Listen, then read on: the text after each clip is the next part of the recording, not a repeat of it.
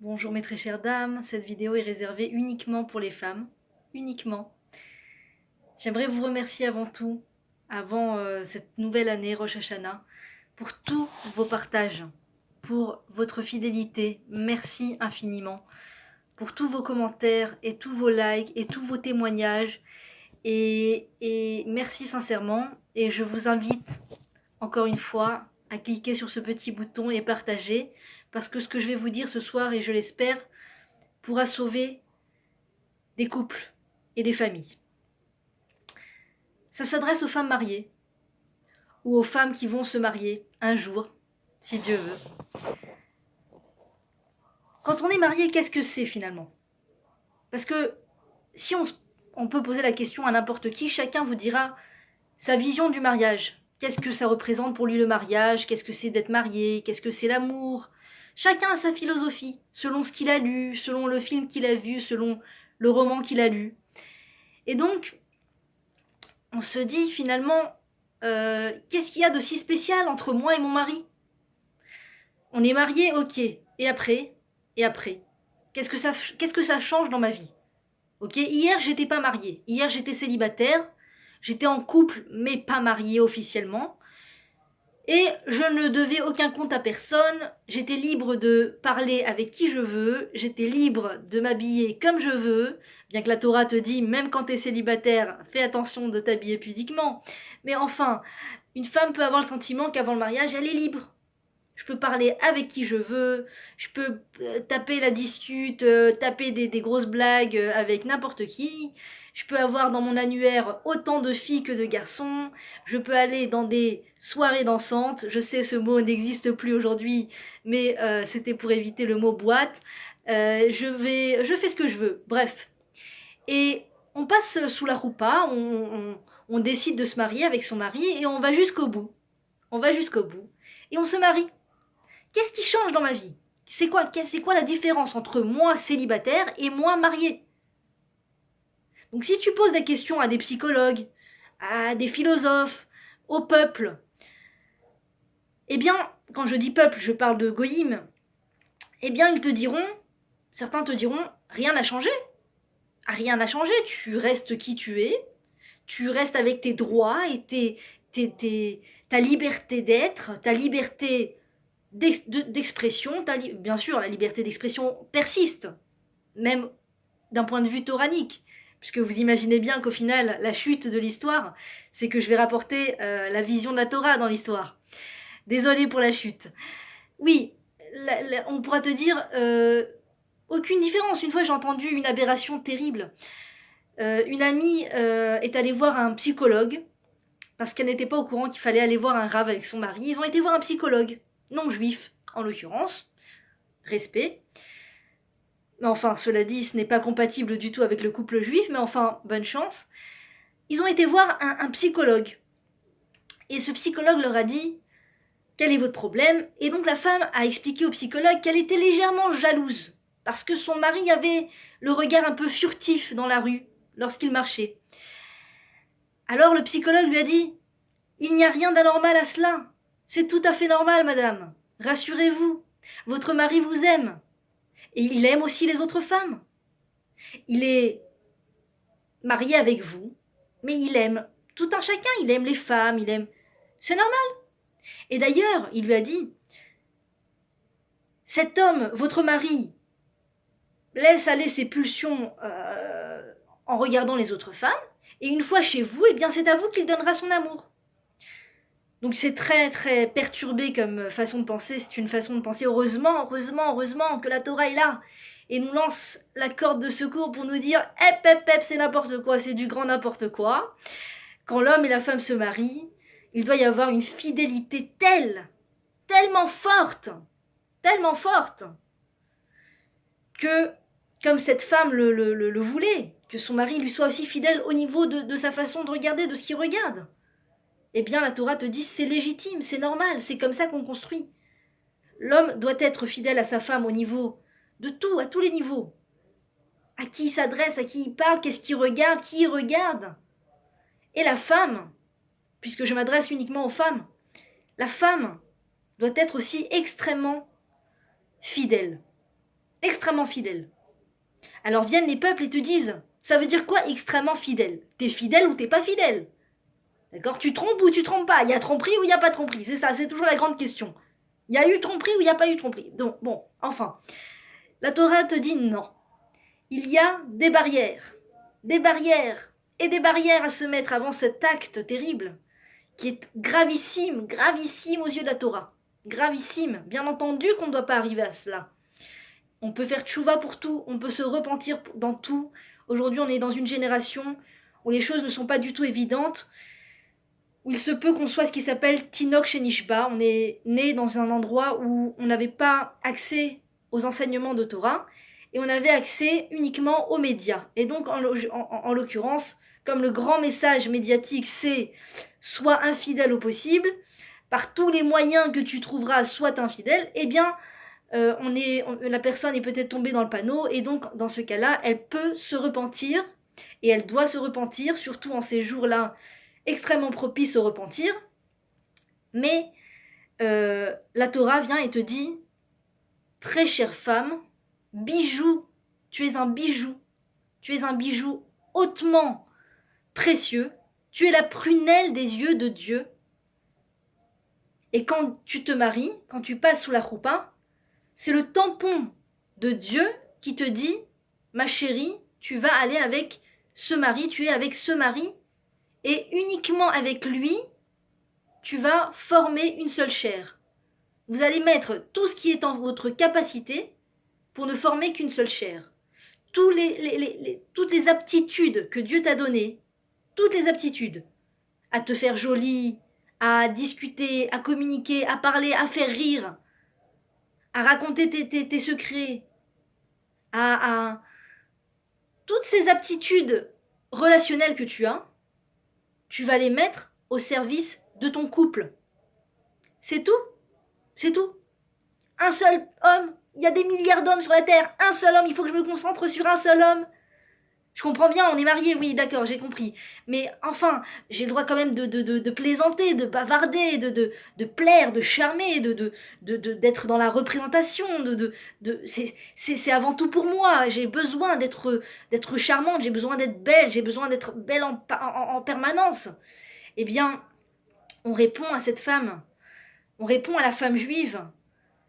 Oui, tu vas te concentrer sur un seul homme, ton mari. Ça ne veut pas dire que tu haïs tous les autres hommes de la planète. Ça veut dire que tu te concentres à déployer toutes tes forces d'amour intérieur envers cette personne que Dieu t'a donnée comme mari. Car vous avez comme but de ne former qu'une seule chair. Et pour former une seule chair, ça demande des énergies, ça demande de l'investissement. Ça demande de mettre en marche toutes ces capacités, tous les dons qu'on a. Il va falloir les utiliser au sein du couple pour former cette seule chair. Alors, on nous dit dans la Torah, Sour Mera va à Setov. Ce sont deux choses différentes. Sour Mera, c'est éloigne-toi du mal. Et Asetov, ça veut dire faire le bien. Donc vous vous imaginez que ce n'est pas par hasard qu'on entend d'abord Sour Mera va à Setov. On te dit d'abord éloigne-toi du mal, et par la suite on te dit fais le bien. Parce qu'on ne peut pas faire le bien lorsqu'on est encore comme ça noué avec le mal. On ne peut pas tout miser dans son couple, on ne peut pas créer, former cette seule chair dont la Torah nous parle, si on est encore occupé à faire des choses qui sont mal aux yeux de la Torah, qui sont mal aux yeux de Dieu, et qui sont surtout des très mauvais ingrédients quant à la recette de former ce couple idéal, d'après la Torah, pas d'après les magazines People, d'accord? Pas d'après machin paradis et monsieur machin, sans citer de nom. Bien que le Lachon Hara soit interdit uniquement sur les juifs, l'interdit de la Torah du Lachon Hara, c'est uniquement sur les juifs. Il faut se retenir de mal parler des non-juifs aussi, mais l'interdit de la Torah, c'est concernant les juifs. Donc, le couple idéal, c'est pas ce mannequin rachitique, alcoolique, avec ce rocker fortement tatoué et fortement alcoolique. C'est pas ça le couple idéal. On l'a cru, pendant un instant, tous les Shabbats, en lisant les magazines People, On a cru que le couple idéal, c'était ça. C'était ce couple qui représente grave. C'était ce couple que quand ils rentrent dans une pièce, tout le monde a le regard tourné sur eux. The couple. C'est the couple. C'est le couple qui est à la mode. C'est le couple qui est branché. C'est le couple qui est cool. Et non, la Torah te dit, le couple, c'est censé être pudique. Un couple, un homme et une femme qui se sont mariés, ne sont pas censés étaler aux yeux de tous leur intimité, leur lien. Ça doit être caché du regard. On nous dit même qu'un homme et une femme mariés n'ont pas le droit de se prendre par l'épaule, n'ont pas le droit d'avoir un lien physique devant les autres. Il faut éviter au maximum le lien physique devant les autres. Le lien physique ne doit avoir lieu que dans l'intimité, que dans la maison. Et donc, en l'occurrence, pour faire le bien à cet œuvre, il faut d'abord lâcher le mal. Sourmera. Sourmera, c'est quoi? Je parle de ça parce que c'est très important. C'est très important. On est dans une génération où, oui, on a besoin d'entendre quel est le bien qu'il faut faire, mais on a surtout besoin d'entendre combien il faut lâcher le mal. Le mal, c'est quoi? C'est des œillades. C'est des œillades. C'est de rentrer dans une pièce et de commencer à regarder de partout.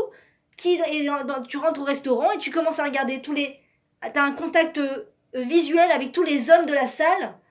Ah, et celui-là, il est comme ça. Et celui-là, il a une veste Gucci. Et celui-là, oh, il a une petite barbe rasée comme ça. Et celui-là, oh là là, il a le parfum que j'adore. Et celui-là, tu sais, tu rentres dans une pièce et tu oublies qu'à un instant, il y a ton mari avec toi ou pas. Et tu oublies que t'es marié. Et on se met à regarder comme ça les hommes. Celui-là... Regarde pas, même pas tu regardes. Même pas tu sais s'il y a des hommes dans le restaurant. Même pas. La femme qui est mariée, même pas, ça doit lui passer par l'esprit, d'observer des autres hommes. Que ce soit physiquement, comment il est habillé, comment il est rasé, quelle coupe il a, quelle chemise, quel truc. Et ne pas s'intéresser non plus à un autre homme. Au niveau de son caractère, au niveau de ses traits de caractère, au niveau de son état d'âme, de sa façon d'agir, de sa façon d'être. Oh là là, que j'adore comment il parle. Oh, son vocabulaire est très développé. Oh là là, il a du charisme. Mais qu'est-ce qu'on s'en fout qu'il a du charisme? Tu es marié. Si tu veux parler de quelqu'un, parle de ton mari. Parle des qualités de ton mari. Les qualités des autres hommes ne sont pas censées intéresser la femme mariée. Même pas, ça doit lui venir à l'esprit. Même pas, elle doit y penser. Même pas, ça doit l'intéresser. Je dirais même que ça doit la dégoûter. Alors là, j'entends déjà les gyrophares sonner, mais enfin, madame, vous êtes folle, vous êtes extrémiste, vous êtes tellement renfermée sur vous-même, vous vivez en autarcie, comment, quoi, alors il faut être haineuse de l'homme, chas v'shalom. Par amour pour les autres hommes, on va comment dire, ne pas les calculer. On ne va pas calculer les autres hommes par amour pour eux, par amour pour leurs femmes, par amour pour leur construction familiale. Parce que eux aussi sont dans ce grand défi de la construction de la cellule familiale. Donc déjà, on se rend un service à soi en ne ziotant pas les autres hommes. Et on va rendre un service à ces hommes qui sont mariés et à ces femmes qui sont mariées, qui sont peut-être pas présentes, en n'attirant pas trop le regard et l'attention de tous ces hommes, en n'essayant pas de commencer à raconter des blagues à voix haute et commencer à taper dans la main du mec et la main de l'autre mec et vas-y, et ça fait longtemps qu'on s'est pas vu et on s'échange nos téléphones. Que Dieu préserve une chose pareille. Donc soi-même, on a un mari, Dieu nous dit concentre-toi sur un homme, c'est tout. Voilà. Tu veux développer tes liens sociaux avec le côté masculin de l'autre, eh bien, profite, tu as un mari devant toi, raconte-lui des blagues, fais-lui des œillades. Ah oui, mais mon mari, il n'est pas très intéressé, il n'est pas très concentré sur moi, il a autre chose à faire. Eh bien justement, plus la femme va se cacher des yeux extérieurs, plus la femme va arrêter de se donner en spectacle à d'autres hommes. Et la Torah nous dit qu'il y a ça se compte en centimètres au niveau de la pudeur. plus la femme va tenir sur cette pudeur physique et pudeur mentale aussi, pudeur de l'être. Ne pas dévoiler devant tout sa vie intime, sa vie personnelle, ses états d'âme, ses émotions, ne pas dévoiler au grand jour. On dit que dévoiler les parties de son corps, c'est de l'impudeur, et dévoiler des secrets qui ne concernent que nous, c'est impudique. Donc dévoiler sa vie aux yeux de tous, aux oreilles de tous, raconter sa vie, raconter ce qu'on ressent, ce qu'on pense, débattre de la politique avec d'autres hommes, c'est sortir des limites du jeu. Tu es déjà hors jeu, tu es déjà hors sujet. Quand une femme décide de créer de l'effet chez un autre homme que son mari, ça s'appelle être hors sujet. Hors sujet, ça sert à rien. C'est des sables mouvants, c'est du vent, c'est rien. Et en plus, c'est ce qui s'appelle sortir des énergies en vain. Sortir des énergies en vain.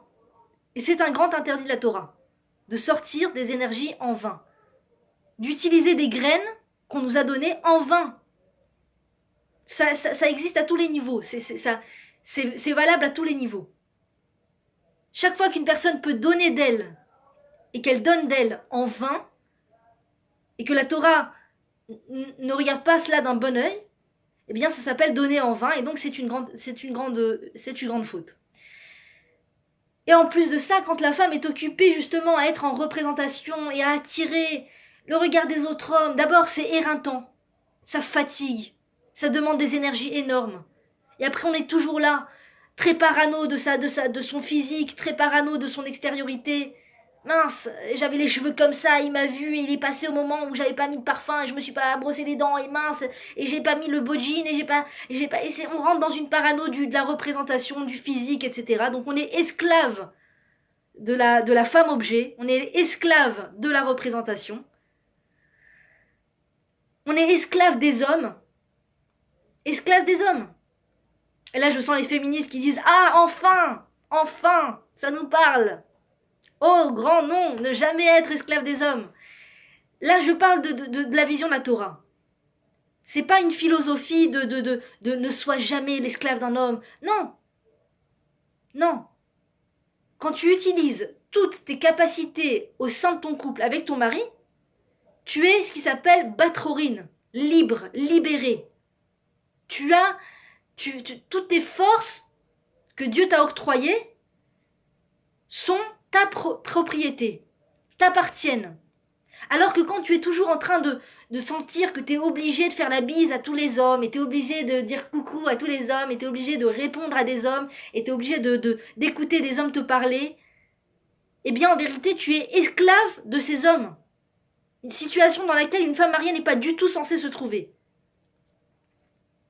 Donc avec les autres hommes, c'est minimal, le minimum technique. Et si tu peux éviter, évite. Si tu as une caissière et un caissière, et que les deux sont libres, va chez la caissière. Si tu as un serveur et une serveuse, il vaut mieux parler à la serveuse. Oh mon Dieu, mais c'est un peu extrémiste. D'accord ? Les gens qui ont trouvé ça extrémiste se sont retrouvés à se dire « Oh mon Dieu, comment je l'ai pas vu venir ! Oh mon Dieu, comment je me suis retrouvée dans cette situation !» Et quelle honte ! Quelle honte de se laisser aller à une situation pareille. J'ai pas besoin de décrire la situation vous est certainement connue. Je ne l'espère pas d'un côté, mais d'un autre côté, malheureusement, je suis bien consciente de ce qui se passe et donc la situation est connue de tous. Cette fameuse situation où la femme se dit « Mais enfin, comment j'en suis arrivée là ?» Et quand il y a des enfants, c'est encore plus terrible. C'est encore plus terrible. C'est le sol qui s'ouvre sous leurs pieds. C'est un tremblement de terre. Un tremblement de terre quand les enfants apprennent que papa et maman ne peuvent plus rester ensemble. Et pourquoi ? Chut. Tabou. On peut pas... Tu peux pas comprendre. C'est terrible pour des enfants. C'est terrible, terrible. Terrible. La chose qui permet à l'enfant d'être le plus je ne veux pas vexer des personnes malheureusement qui se sont retrouvées dans cette situation et qui ont dû se séparer. Avec les prières, tout peut être réparé. Avec les prières, Dieu peut tout réparer. Mais je tente de parler dans un langage préventif pour prévenir les couples qui, Dieu merci, ne sont pas encore tombés dans ce piège. Donc je m'excuse et je ne cherche pas du tout à faire culpabiliser des femmes qui sont dans des situations qui ont dû se séparer de leur mari. Mais au contraire, je tente de permettre à des femmes de ne pas être dans cette situation. Donc je me permets de dire que quand il y a une séparation dans un couple, d'abord on dit à Misbéach Morid Dmaot. Le Misbéach pleure sur chaque couple la présence divine pleure chaque fois qu'il y a une séparation entre un couple. Parce que chaque couple, c'est le projet divin. Chaque couple, c'est un projet de Dieu. Imagine un être humain quand il rate un projet. Des fois, il y a des gens qui s'en remettent pas d'ailleurs. Ils sont sur un gros projet, ils mettent toutes leurs attentes et leur volonté et leur énergie et leur temps et leur argent et le projet coule. Le projet ne réussit pas. Le projet ne réussit pas. C'est très attristant pour quelqu'un de rater un projet. Eh bien, chaque couple est un projet de Dieu. 40 jours avant même que le fœtus, l'embryon, ne rentre dans le ventre de sa maman, il est déjà décidé avec quelle personne on va se marier. 40 jours avant même d'être un embryon, Dieu a déjà décidé qui sera notre mari. Et lorsqu'on se marie, on scelle enfin cette volonté divine première qui n'attendait que d'être réalisée. C'est d'un niveau extrêmement profond, extrêmement spirituel. Extrêmement spirituel. C'est une même âme qui se retrouve enfin. Alors pourquoi c'est si dur? Pourquoi est-ce que c'est si dur si on est une même âme? Parce que l'âme a été divisée en deux, et que ce qui se trouve chez l'un ne se trouve pas chez l'autre. Il se peut que l'homme ait hérité de toutes les qualités spirituelles, imaginaires, enfin l'imagination, le spirituel, l'émotion, et la femme, tout ce qui est technique, et tout ce qui est... Et donc, on n'arrive pas à se mettre d'accord, on n'arrive pas à se comprendre, on n'arrive pas à s'entendre, mais en vérité, la raison est qu'on est une même âme, on est juste complémentaires. Et des fois, c'est le contraire, c'est la femme qui est extrêmement spirituelle et le mari l'est moins. Et petit à petit, le temps, les efforts et l'aide divine vont faire qu'on va s'équilibrer. L'un va prendre un pourcentage certain de l'autre quant à la spiritualité, et l'autre va prendre un pourcentage de l'un quant à l'organisation technique, physique, etc. Donc c'est un équilibre. C'est un équilibre. Par exemple, pour apporter l'exemple de Li Advar, qui est thérapeute extraordinaire pour couple, à Eli, elle est sur internet d'ailleurs, Li Advar, elle expliquait qu'avant le mariage, son mari est fils unique, c'est-à-dire il a une sœur et il est le garçon unique d'une femme qui est rescapée de la Shoah, Aléa Shalom, qui était rescapée de la Shoah. Et donc, les personnes qui sont enfants de rescapés de la Shoah, paraît-il que c'est une ambiance très inquiète, beaucoup d'inquiétude. Les personnes qui ont été rescapées de la Shoah ont beaucoup d'inquiétude, malheureusement, que Dieu les aide à trouver la sérénité du cœur, Bezrat Hashem. Donc, enfant d'une maman rescapée de la Shoah, il a baigné dans l'inquiétude de sa maman, la peur, le traumatisme. Et Liat, qui elle vient de Tunisie, et donc qui n'ont pas du tout vécu cela, et n'ont pas du tout épongé cela, la Tunisie c'est plutôt, elle le raconte comme ça, donc je rapporte ces mots, c'est plutôt le kiff, entre autres, il y a plein d'autres qualités aussi, mais c'est aussi le kiff.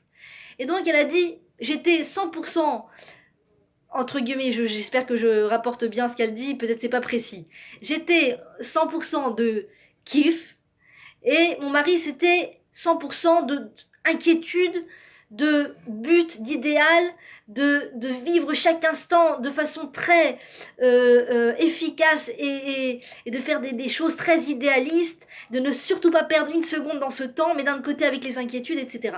Elle dit avec le temps, aujourd'hui il a 80% d'idéal, d'inquiétude, mais d'idéal, et 20% de kiff.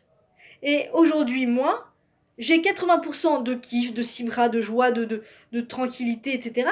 Et 20% d'idéal, Donc ça s'équilibre. Ça s'équilibre. Peut-être que j'ai pas très bien décrit son histoire, mais la conclusion c'était ça. C'est qu'au final, ça s'équilibre.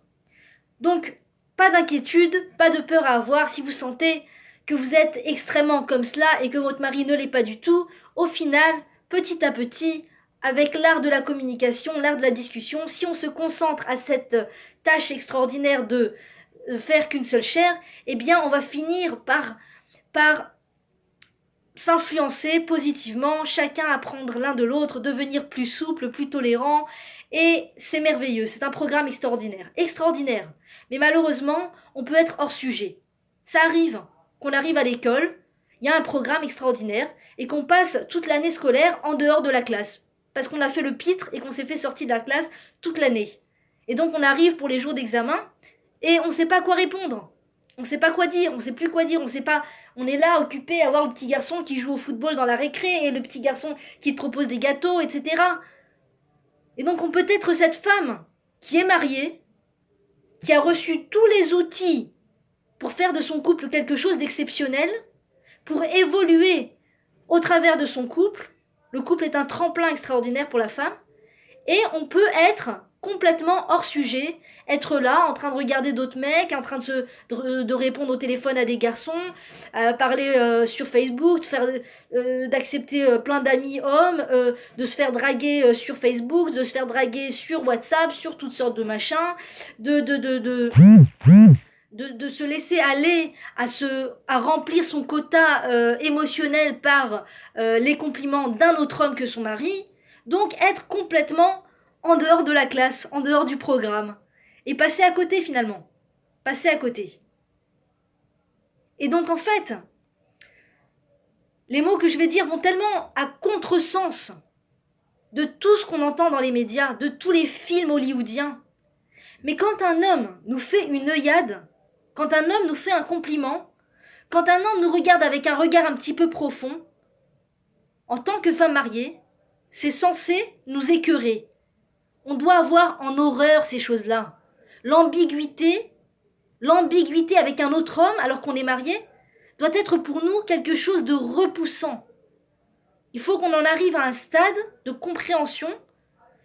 C'est pas qu'on haït les autres hommes, c'est pas qu'on les déteste.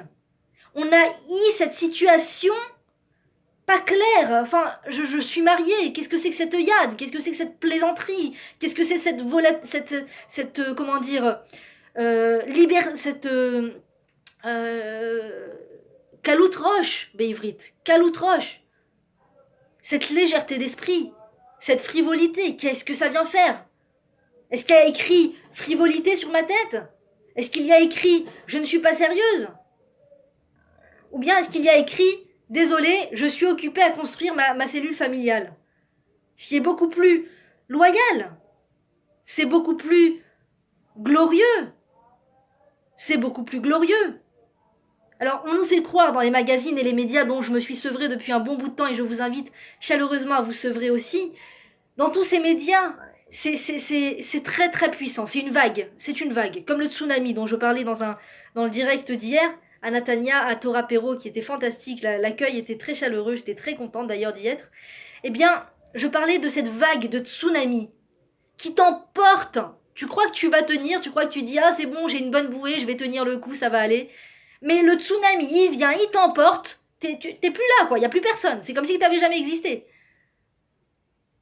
Et donc cette histoire de charme à tout va, de romance à toutes les sauces, je plais en permanence, je sors de chez moi. Oui, non, mais c'est parce que j'ai chaud, j'aime pas la chaleur, l'été, c'est dur, les manches, jusque-là, les manches, oh là là. Eh bien, sous prétexte que cela, eh bien, on sort et tout un chacun me regarde, chacun. La rabbinite Yemima Mizrahi nous dit, qu'une femme mariée qui ne couvre pas ses cheveux, chacun de ses cheveux va créer un lien avec un autre homme. Et donc on rentre chez soi avec des milliers de liens. Imaginez autant de cheveux qu'il y a, des milliers de liens avec d'autres hommes. Déjà que c'est pas évident de créer son couple et de renforcer son couple, alors quand en plus il y a des hommes dans toute l'électricité statique autour de nous, c'est quelque chose de très profond que je ne saurais pas expliquer exactement, mais si la rabbinite Yemima Mizrahi le dit, il y a sur qui s'appuyer, c'est quand même handicapant pour le couple. Vous accorderez avec moi que c'est handicapant. Comment on peut se concentrer? On nous dit, il y a une mitzvah de concentration. Gvura. Gvura. Le courage, la force. Concentre-toi. Concentre-toi sur ce que tu fais. Tu fais la tfila, tu fais la prière. Concentre-toi sur les mots que tu es en train de dire. Tu es avec ton mari. Tu parles avec ton mari. Concentre-toi sur ce que ton mari est en train de te dire. Ah oui, mais quand on a un téléphone qui vibre dans toutes les microsecondes dans la poche parce qu'on est abonné à 10, si ce n'est 20, si ce n'est 50 groupes de WhatsApp, c'est vrai que c'est difficile de se concentrer. Quand on vient d'avoir une discussion très émotionnelle avec un monsieur dans la cage d'escalier, c'est vrai que c'est difficile, on a un peu les idées qui vont dans tous les sens. Attends, je sais plus, qu'est-ce que tu racontes? Attends, où t'es? Qu'est-ce que tu m'as dit? Qu'est-ce que tu dis? Je sais plus. Attends 2 minutes, attends 2 minutes, hein. Oui, qu'est-ce que... oui, qu'est-ce que tu disais? Non, attends, 2 minutes là, c'est pas le moment de parler. Donc, concentration. La Torah te dit, concentre-toi. Ah, mais c'est dur, on est dans une génération où ça va dans tous les sens là. On a l'impression d'être le président de la République. Avec le nombre de messages qu'on reçoit par jour, on a l'impression d'être le président. C'est dur de se concentrer. Alors la Torah te dit, je viens et je te donne un cadeau. Un cadeau. Ça s'appelle le fait de se couvrir la tête. Ça s'appelle les lois de la pudeur. C'est un cadeau. C'est un cadeau extraordinaire. C'est le médicament de cette génération on dit en hébreu, Pizur hanefesh. Zedavar nora ve'ayom. Pizur hanefesh. Comment dire? L'esprit qui vagabonde dans tous les sens. C'est une grande maladie. C'est un symptôme extrêmement moderne de l'esprit qui s'éparpille. L'éparpillement de l'esprit. L'éparpillement de l'esprit est the bâton dans les roues de la construction familiale.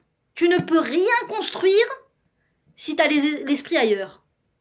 Attends, là, je suis sur un coup, là, je suis entre deux, je parle avec quelqu'un, je suis en train de parler avec une ancienne amie, je suis en train de parler avec... Oh, j'ai revu un ami d'enfance extraordinaire, attends, là, je vends un peu ma marchandise, attends, là, je parle avec machin, attends...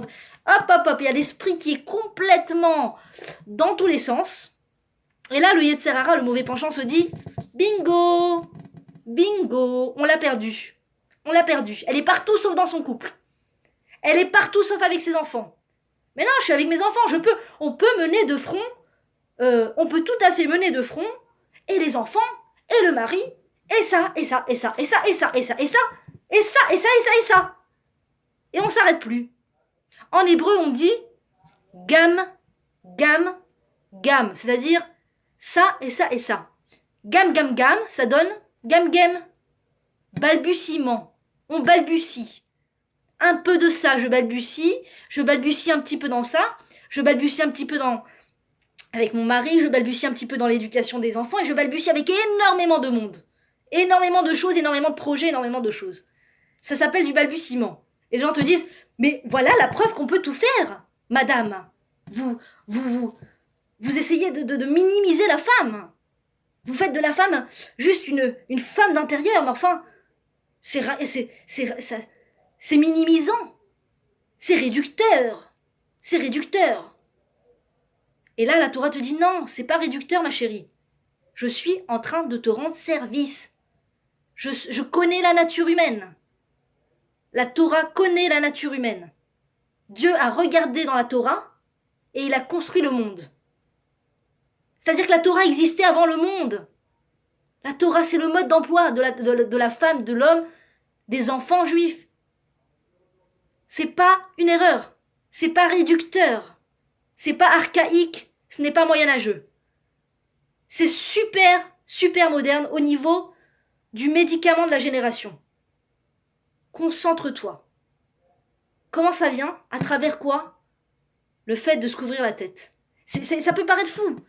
Ça peut paraître fou. Tu te dis, mais comment se couvrir la tête va m'apporter tellement de choses alors que j'ai le sentiment que de se couvrir la tête va me réduire. On est d'accord qu'on est moins belle quand on se couvre la tête. D'abord, c'est pas sûr. C'est pas sûr. Les goûts et les couleurs changent et évoluent. Je tiens à le dire. Et j'en témoigne. Deuxièmement, c'est pour ton bien. Oui, c'est vrai. C'est vrai. Quand tu vas voir Jean-Michel, que tu as l'habitude de saluer d'habitude, et qui t'a toujours un petit compliment sur la langue, là, tout d'un coup, c'est vrai qu'il va être un peu choqué. Et lui-même, il va se dire, je lui fais la bise, je lui fais pas la bise, non, je crois que c'est pas d'occurrence. Il va être un petit peu plus froid avec toi, c'est vrai. Et le client de machin, et le boss, et le collègue, ils vont peut-être un petit peu choqués, c'est possible. Mais pourquoi pas? C'est pas grave, c'est pas très grave, je veux dire, il y a pire. Il y a pire, il y a eu des choix dans la vie qu'on a fait sans trop se poser la question de ce que les gens peuvent penser. Et tout d'un coup, quand il s'agit de quelque chose de crucial, le fait de se couvrir la tête, tout d'un coup, on commence à penser à chacun et qu'est-ce qu'il va dire, et qu'est-ce qu'il va penser. On voit les têtes avec des petites bulles de paroles comme ça, de oh mon Dieu, tu t'es pas couvert la tête, mais enfin, mais pourquoi, mais qu'est-ce qui t'a pris, tu t'es fait laver le cerveau, etc. Tout ce genre de phrases qu'on connaît et qu'on connaît par cœur. J'ai décidé de rendre service à ma famille, à me rendre service, de faire évoluer ma famille. J'ai décidé de faire confiance à Dieu. Tu sais quoi? Jusqu'à maintenant, j'ai fait confiance à Spielberg, à tel metteur en scène hollywoodien, à tel patron de people, etc. Je leur ai fait confiance. J'ai suivi la mode. J'ai suivi la mode. J'ai suivi leur mode d'emploi. Eh ben, je décide aussi de donner une chance à la Torah, de donner une chance à Dieu, de donner une chance au mode d'emploi divin. Tu sais quoi? On va essayer. Pourquoi pas? On tente le coup. Essaye. Essaye. Essaye. Et témoigne. Essaye et automatiquement tu témoigneras. Tellement c'est puissant. Tellement c'est énorme. Énorme ce que ça fait dans la vie d'une femme. Énorme. Énorme. Et tout d'un coup, tout ce qui ne nous dérangeait pas, on va se ressentir sensible. On va regagner sa sensibilité. Sa sensibilité d'avant. D'avant toute cette confusion médiatique. Avant toute cette confusion médiatique, avant de comprendre les médias même, on avait cette pudeur innée. Israël Baïchanim. Le peuple juif est Baïchanim. Honteux. Honteux dans le sens positif du terme. A une honte naturelle qui fait qu'il se réserve, qu'il se préserve, qu'il est réservé. Et réservé, c'est un compliment. C'est un grand compliment d'être réservé. Ah, ça fait un peu coincé. Soit. Chacun a sa vision de la chose. On ne pourra pas éduquer le monde entier. En attendant, à chercher à éduquer le monde entier, on n'est pas concentré à construire ce qu'on doit construire. Donc, autant s'y mettre et laisser parler. D'ailleurs, c'est pas du tout sûr que les gens parleront, mais si jamais c'est notre parano, notre angoisse, eh bien, c'est pas si grave que les gens parlent. Et croyez-moi, ça éduque plus que ça ne fait de remous. Ça éduque les gens. Même si les gens paraissent se moquer, même si les gens montrent un petit peu un côté rieur, cynique, ils sont éduqués. Éduqués par cette femme qui, malgré cette mode, malgré ce message, va à contre-courant. Va à contre-courant. C'est énorme, énorme d'aller à contre-courant, surtout dans cette génération où on est tous comme des moutons dans un troupeau quelque part. On a l'impression d'être original et en vérité on ressemble à 1 milliard de personnes sur cette planète. On ressemble tous à l'actrice machin, on ressemble tous à la chanteuse machin. Alors que quand on commence à aller d'après les lois de la Torah, eh bien là il arrive aussi un grand miracle. Hormis ce grand miracle qu'on commence à réussir plus cette construction du couple et cette le fait de se concentrer sur son couple, il y a aussi ce miracle qu'on découvre sa réelle intériorité. On découvre pour de vrai qui on est, pas qui on a voulu être en représentation. En représentation, on peut être des tonnes de choses, des tonnes de choses. Se donner un style, se donner un nom, se donner une image. Mais à l'intérieur, il y a un océan de trésors et de bijoux inhumains, tellement c'est énorme. Et cette application qui s'appelle intériorité, on ne peut y avoir accès, et j'en témoigne, on ne peut y avoir accès uniquement que quand on commence à recevoir ce joug divin sur nous, qui est qu'en tant que femme, et a fortiori femme mariée, on va se couvrir la tête, on va s'habiller d'après les lois de la pudeur, on a accès à cette application extraordinaire que Dieu avait dans les mains, et dans les mains entre guillemets, et n'attendait qu'une chose, c'était le retour de sa fille pour lui offrir cette application. Enfin, je sais que tu seras apte à te servir de cette application qui s'appelle l'intériorité, maintenant que tu as tourné le dos à toute cette société de consommation aguicheuse qui ne cherchait finalement pas du tout ton intérêt, mais son propre intérêt, c'est-à-dire ton argent, le pouvoir, l'argent, etc. La société de consommation n'est intéressée que par son propre intérêt, alors que Dieu, la Torah, n'est intéressée que par notre propre intérêt à nous, par notre intérêt à nous. Elle ne veut que notre bien à nous. Dieu veut le bien de ses créatures. C'est une loi. Dieu veut le bien de ses créatures. La société de consommation veut son propre bien, veut le bien de son porte-monnaie, veut le bien de son ego. Donc quand on sert la société, parce qu'on sert toujours quelque chose, ou quelqu'un. Donc quand on sert la société, qu'on est esclave de cette société, de sois libre. Un jour un homme m'a dit, d'ailleurs mes vidéos sont réservées uniquement aux femmes, et un homme m'a dit, enlevez votre couvre-chef madame, vous aurez plus de crédit, vous serez plus crédible. Eh bien soit, j'ai rien à dire, il n'y a rien à dire. Bon, eh bien, la caravane passe, les chiens aboient, peu importe. Ce que le monde pense, c'est pas important. La question c'est est-ce que je vais être authentique? Est-ce que je vais être une femme juive authentique et en adéquation avec la volonté de mon créateur? Puisque finalement, à qui je dois des comptes? À la société de consommation ou à mon créateur qui m'a créé? Bien entendu, la réponse n'est pas compliquée. Mon créateur m'a donné la vie, il continue de me donner la vie tous les jours, il continue de me donner mon âme tous les jours, le souffle tous les jours, la nourriture tous les jours. Il n'y a pas un jour où on est mort de faim. Il nous a donné à manger tous les jours. C'est ce qu'on dit dans le Birkat Amazon. Il n'y a pas un jour où tu nous as laissé mourir de faim, mon Dieu. Et je te dois pas bien ça d'écouter les lois de la Torah. Et en plus, je me rends service. Donc c'est vrai que c'est mieux de se repentir par amour pour Dieu, par amour pour lui. Mais il ne faut pas négliger le côté cadeau. Il y a un salaire, il y a un cadeau extraordinaire. On se reconnecte à soi, à sa vraie mission de vie dans ce monde. On parle beaucoup de mission de vie. La vraie shlichut d'une personne, la vraie mission d'une personne, elle ne peut y accéder que quand elle est loyale et honnête envers les lois de Dieu. Pas à peu près, pas quand ça lui chante, pas quand ça lui semble être à son niveau, et là c'est pas à mon niveau, donc ça sera pour plus tard, et peut-être un autre jour, et c'est pour les orthodoxes, et ça me concerne pas. Quand on est honnête et qu'on dit ok, tu sais quoi, ça me concerne aussi. Je suis née juive, ça me concerne. Et qu'on prend sur soi, il n'y a pas une loi que Dieu nous a mis sur les épaules et qui est trop difficile pour nous. On a les forces pour mettre en pratique toutes les lois de la Torah. Il n'y a pas une loi qui soit trop difficile pour nous de mettre en pratique. Et toutes ces lois nous apportent énormément de bénédictions dans la vie. Énormément. Donc quand on se couvre la tête, eh ben ça nous paraît tellement plus naturel de pas être dans un lien, un rapport comme ça très amical avec un autre homme. Et je vous assure, mesdames, que l'âme, elle sait ce qui est honnête et ce qui ne l'est pas.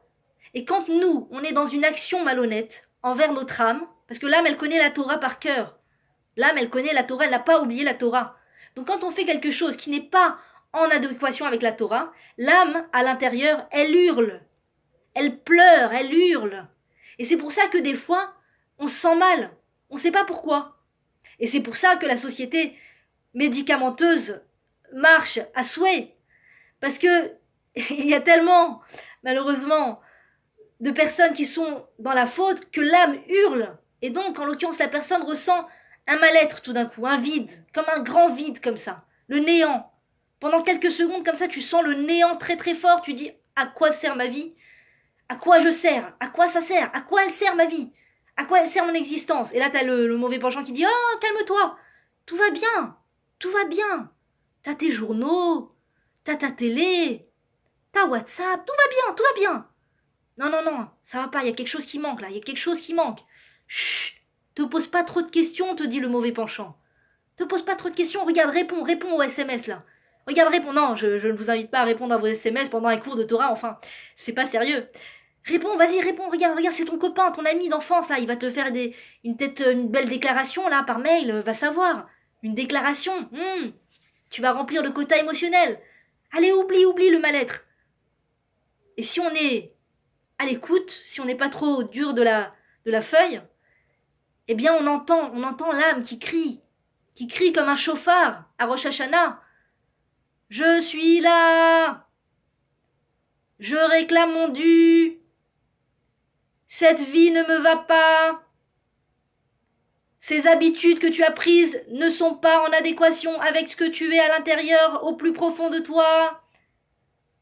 Tu es une femme juive, tu es une fille de Dieu, la prunelle des yeux de Dieu. Il n'attend qu'une chose, c'est ton retour vers lui. Des cadeaux extraordinaires, des perles précieuses, des diamants t'attendent. Attendent d'être récoltés par toi lorsque tu te repentiras. Des choses extraordinaires nous attendent quand on se repent. Un chemin de vie exceptionnel. Parce que Dieu a dit dans la Torah, je vais mettre devant toi le bien et le mal. Je mets devant toi la vie et la mort. Tu vas rencontrer la possibilité de choisir entre la vie et la mort. Tu vas rencontrer la possibilité de choisir entre le bien et le mal. Chaque instant dans notre vie, quel que soit notre niveau, spirituel, religieux, peu importe, quel que soit notre niveau, la vie d'un juif est faite de choix incessants. Incessants. À n'importe quelle microseconde, on te demande de choisir entre le bon et le mal, entre le bon penchant et le mauvais penchant. Le bon penchant te dit, c'est pas grave, laisse couler. Ton mari, il a dit un mot là que tu voulais pas entendre. C'est pas grave. Écoute-le, c'est pas grave. Sois un peu tolérante. C'est pas si grave. Mets-la en sourdine. Et le mauvais penchant te dit, tu vas pas te laisser faire comme ça. T'as entendu ce qu'il a dit? Tu vas lui répondre.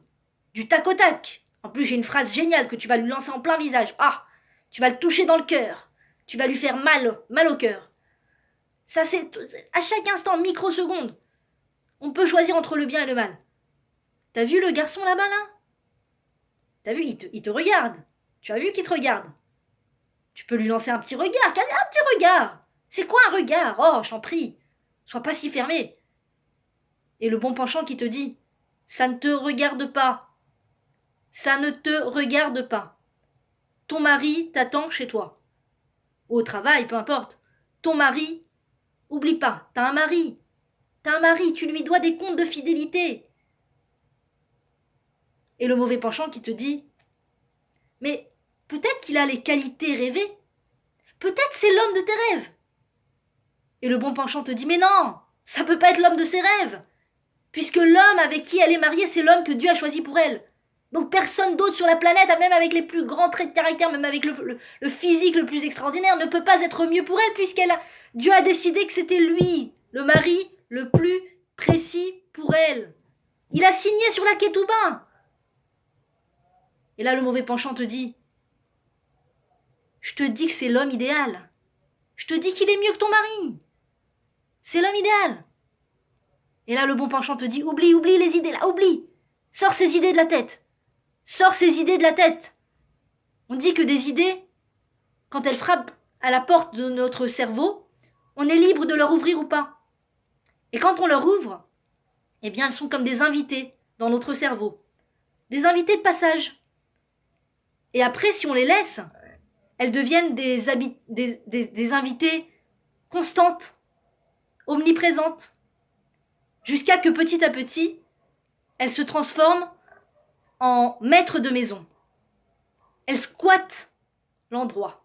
Elles font sortir le maître de la maison et elles deviennent à la place le maître de la maison. Quand une femme pense encore et encore et encore à un autre homme que son mari, qu'elle laisse ses pensées rentrer dans la porte de son cerveau, malheureusement, elle avait la capacité de fermer la porte, de leur fermer la porte au nez. La porte au nez. Ça ne me concerne pas ces pensées puisque je suis mariée avec un homme. Oui, mais tu te souviens, il t'a dit cette phrase et il t'a parlé comme ça, il t'a pas acheté un cadeau. Et alors? Ça remet tout en question? Ça remet ma fidélité en question? Je suis parfaite moi-même? Est-ce que je suis parfaite? Et si j'ai des défauts, alors est-ce que ça permet à mon mari de regarder ailleurs? Est-ce que ça me fait plaisir de savoir que mon mari peut regarder ailleurs parce que j'ai des défauts?